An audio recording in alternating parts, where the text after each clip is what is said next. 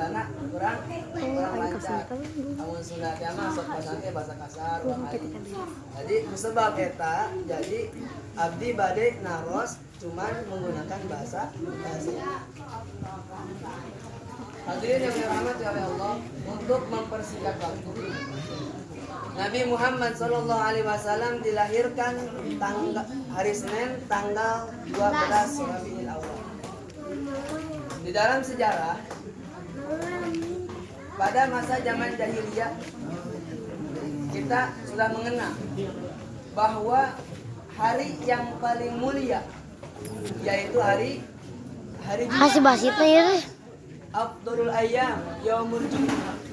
Paling mulianya hari yaitu hari Jumat.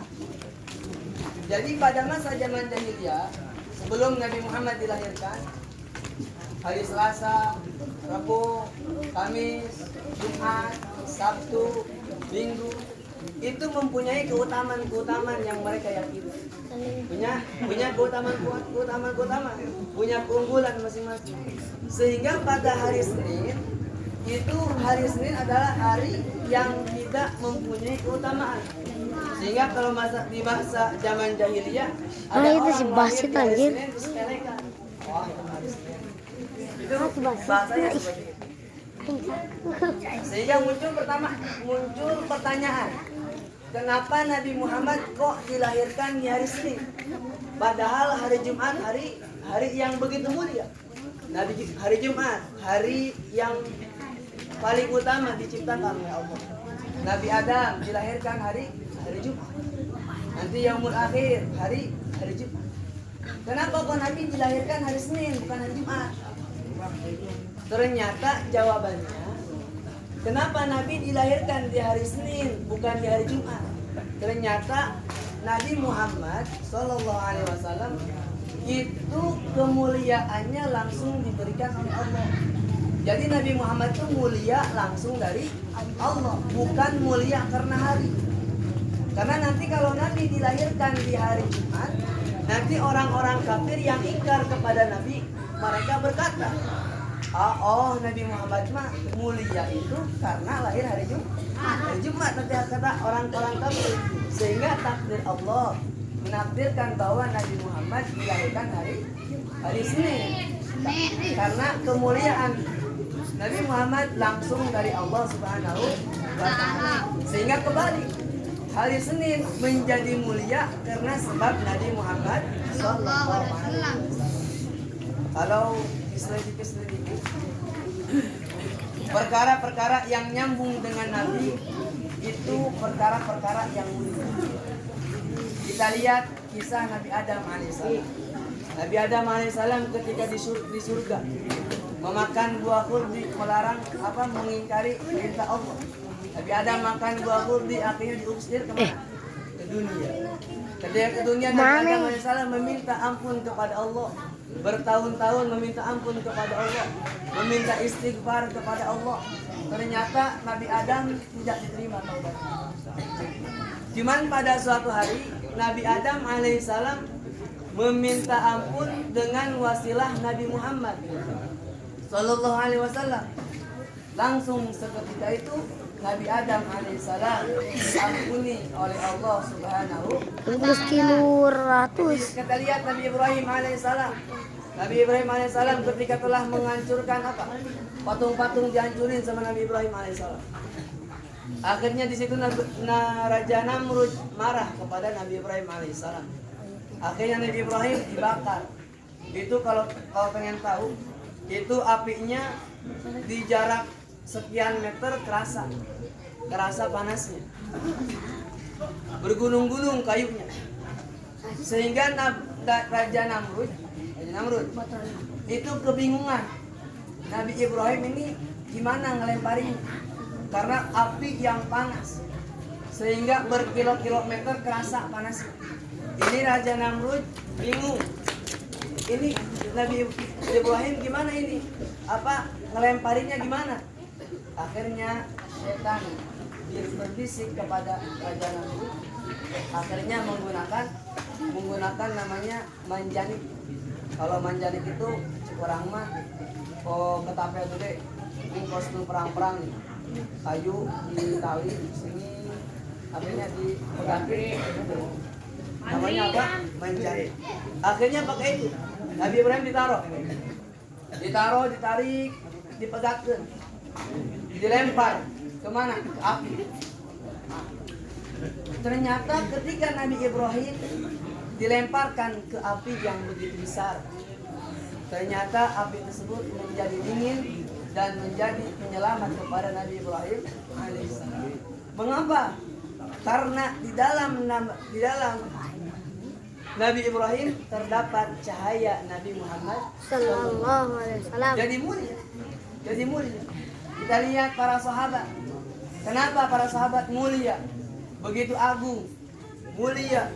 Bahkan sahabat itu Sayyidina Abu Bakar Siddiq menjadi manusia termulia setelah para nabi. Mengapa? Karena dekat dengan Nabi Muhammad SAW. Kita lihat para ulama, sehingga ada kiai kita cium tangan, ada kiai kita hormat. Mengapa? Karena di situ ada warisan Nabi Muhammad SAW. Ternyata seluruh perkara yang nyambung, yang nempel kepada Rasulullah itu akan menjadi mulia. Kita lihat kisah Syekh Abu Bakar bin Salim. Ini Syekh Abu Bakar bin Salim mempunyai martabat yang tinggi di sisi Allah. Bahkan sampai mempunyai karomah. Pada suatu hari datang muridnya kepada Syekh Abu Bakar bin Salim. Muridnya bertanya, "Ya Syekh, katanya Kak antum punya karomah. Coba tunjukin karomahnya." Akhirnya kata Syekh Abu Bakar bin Salim, "Kamu pengen tahu karomah?" Akhirnya Syekh Abu Bakar bin Salim makan kurma. Kurma dimakan. Ini bijinya dilempar. Ketika dilempar itu biji langsung jadi pohon. Pohon megar langsung ada buah. Akhirnya itu namanya karomah. Mengapa Syekh Abu Bakar bin Salim bisa seperti itu? Ternyata jawabannya ada di dalam perkataan Al-Hadith Abdullah bin Alawi bin Muhammad Al-Hajjaj. Beliau berkata, "Wa ma fazu bihadhihi al-manaqib wa la wasalu bihadhihi al-maratib illa bihusni ittiba'ihim wa kamal ittiba'ihim." Kata Syekh, kata Al-Habib Abdullah bin Alawi bin Muhammad Al-Haddad, beliau mengatakan, tidaklah bahagia mereka semua para wali, para sahabat, para ulama dengan itu cerita yang tadi kayak Syekh Abu Bakar bin Salim, ulama-ulama yang lainnya. Dan tidaklah mereka sampai kepada martabat-martabat yang tinggi kecuali karena sempurnanya mengikuti kepada Nabi Muhammad sallallahu alaihi wasallam. Makanya kalau kita ingin mulia, ingin sama kayak Syekh Abu Bakar bin Salim, kayak ulama-ulama yang lain, itu caranya apa?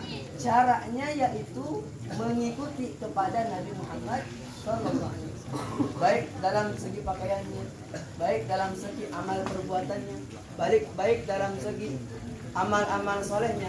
Ikuti Nabi Muhammad sallallahu alaihi wasallam sedikit demi sedikit. Karena kalau langsung mengikuti kepada Rasul itu kita mustahil. Cuman kalau sedikit demi sedikit, insya Allah akan sampai. Karena mengikuti kepada Rasulullah Sallallahu Alaihi Wasallam. Pasti kasi tahu kali itu kak. Sangka dia kemana mah? Berkelani, bukan video. Yaitu jadikanlah di hari kita semua hadir Nabi Muhammad Sallallahu Alaihi Wasallam. Bagaimana caranya? Caranya ketika kita masuk masjid, yang masuk kaki mana dulu? Kanan. Itu perintah siapa? Kanan. Terus keluar masjid kaki mana? Kiri. Itu perintah siapa? Perintah Nabi. Makan pakai tangan apa? Tangan kanan. Itu perintah siapa? Perintah Nabi. Minum tangan apa? Tangan kanan. Perintah siapa? Perintah Nabi. Ketika kita makan, minum, masuk masjid, keluar masjid, masuk WC, keluar WC.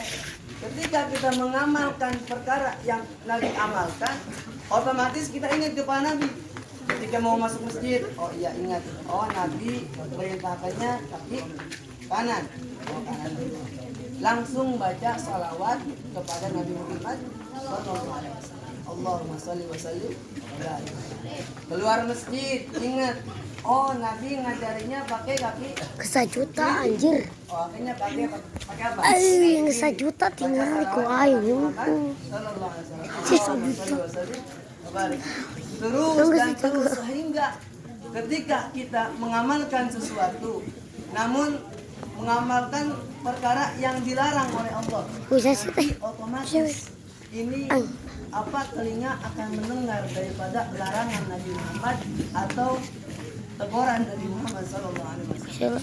Karena kalau orang sudah dawam dengan perkara yang amal baik, nanti kalau meninggalkan dia akan bisa. Kayak kalau orang suka pakai siwak, misalkan ada siwak di sini. Nanti kalau siwaknya nggak ke bawah dia pasti gini. Oh lupa, gimana? Kamar. Akhirnya dia 2 menit kemudian pasti dia gini dari siwak. Itu orang tersebut menandakan bahwa sudah dawam memakai.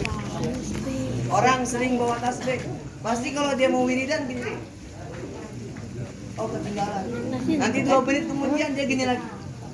Oh ketinggalan. Nanti sejam kemudian dia gini lagi. Padahal udah tahu itu tasbihnya apa, ketinggalan. Namun karena keseringan sehingga orang tersebut lupa apa tasbihnya ketinggalan. Akhirnya dia gini lagi. Makanya jadikanlah Nabi Muhammad Sallallahu Alaihi Wasallam ada dalam kehidupan kita. Mungkin hanya itu yang bisa kami sampaikan. Yang terakhir kami minta doanya ketika hadirin semua sholat atau sholat tahajud, sholat subuh, kami minta doanya. Doanya apa? Doakanlah kami semua agar menjadi orang yang soleh. Amin ya rabbal alamin. Mungkin hanya segitu yang bisa kami sampaikan. Kurang lebihnya mohon maaf. Wabillahi taufiq wal hidayah. Wassalamualaikum warahmatullahi wabarakatuh.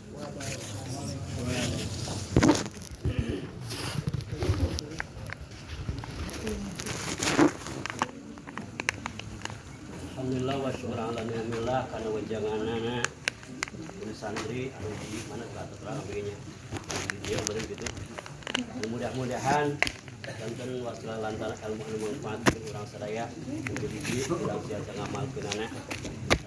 Awas ih. Mudah-mudahan senantiasa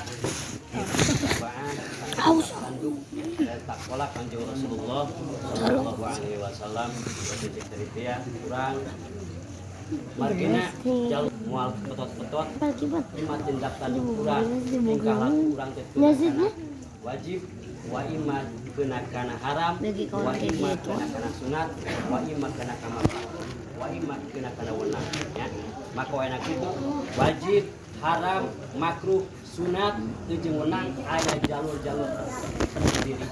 Jadi itu sadayana haram, itu sadayana wajib, itu sadayana sunat, itu sadayana makruh aya.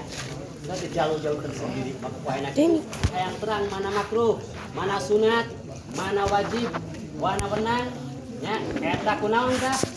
Tolab ilmu. Al ilmu ya'ti wala yuqta. Ya, al ilmu kada didongkapan, wal dongkap nyalin margi abdi saumur ngagaduhan ceul beutian can pernah enjing ngetrok assalamualaikum. Bari buka naon anjeun ilmu alif can pernah. Jelas ilmu mah kudu datang sakumaha kitu mudah-mudahan wasina hikmah daripada mulidan ieu madrasah anu aya dieu Nurul Iman mudah-mudahan minggu kanu sing pinuh amin. Mudah-mudahan orang sing janjian ilmu amin ya Allah ya Rabbal amin. Cari dia naon sababna cik tadi dia sebab orang hayang soleh ku ilmu. Mudah-mudahan mantanana dari santri nuju belajar doakeun mudah-mudahan nanti hasil ilmu tambah ilmu anu manfaat gitu di tempat anak mudah-mudahan dimanfaatkan ilmuna diberkahkan hidupna amin ya Allah ya rabbal alamin. Kanggo memberikan waktos mau balik anu kadua anu bakal mesian ujangan ke urang anu muga-muga urang semua rupena eta Syekhuna di Lebak waktu sebentar sumalakeun sallallahu alaihi nabi.